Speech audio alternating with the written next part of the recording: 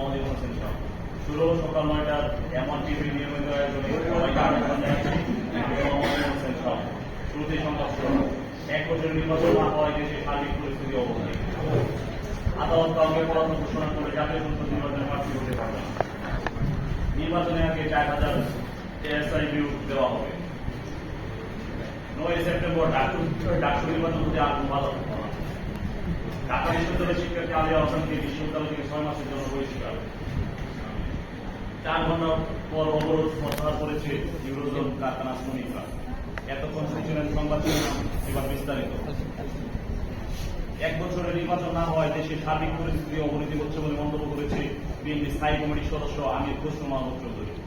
বলেছেন, দ্রুত সময়ের মধ্যে নির্বাচনের মধ্য দিয়ে গণতান্ত্রিক প্রক্রিয়া না যাওয়ায় ক্ষতিগ্রস্ত অর্থনীতি।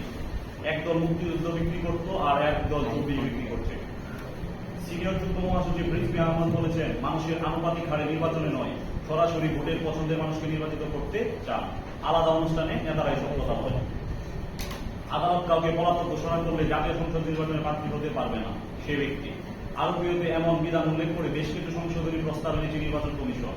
বাড়ানো হয়েছে জামানত এবং নির্বাচনী ব্যয়ের সীমা।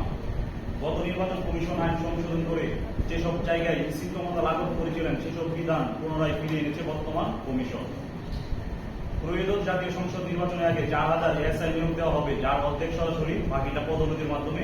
সচিবালয়ে সাংবাদিকদের এসব কথা জানান আইজিপি বাহারুল আলম।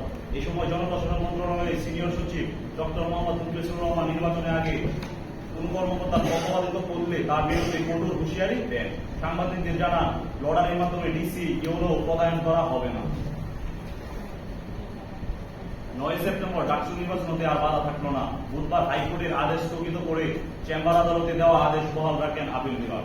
ঢাকা বিশ্ববিদ্যালয় এবং এএসএম ফরহাদের আইনজীবীরা রিটকারীর উদ্দেশ্য নিয়ে সন্দেহ প্রকাশ করে বলেন, আদালতে আবেদনের কোনো এখতিয়ারই ছিল না রিটকারী। সামাজিক যোগাযোগ মাধ্যমে ঢাকা বিশ্ববিদ্যালয়ের ছাত্রীকে গণধর্ষণের হুমকি দেওয়ার ঘটনায় ঢাকা বিশ্ববিদ্যালয়ের সমাজ বিজ্ঞান বিভাগের শিক্ষার্থী আলী আহসানকে বিশ্ববিদ্যালয় থেকে 6 মাসের জন্য বহিষ্কার করা হয়েছে।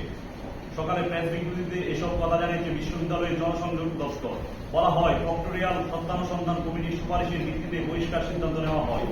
উল্লেখ্য, এটি বিশ্ববিদ্যালয়ের ফ্যাক্টরিয়াল বোর্ডের এখতিয়ারভুক্ত সর্বোচ্চ শাস্তি।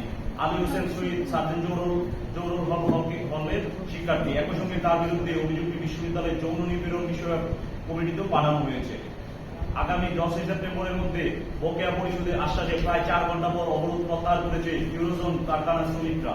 আর এতে করে এরপরে সড়কে যান চলাচল স্বাভাবিক হয়েছে।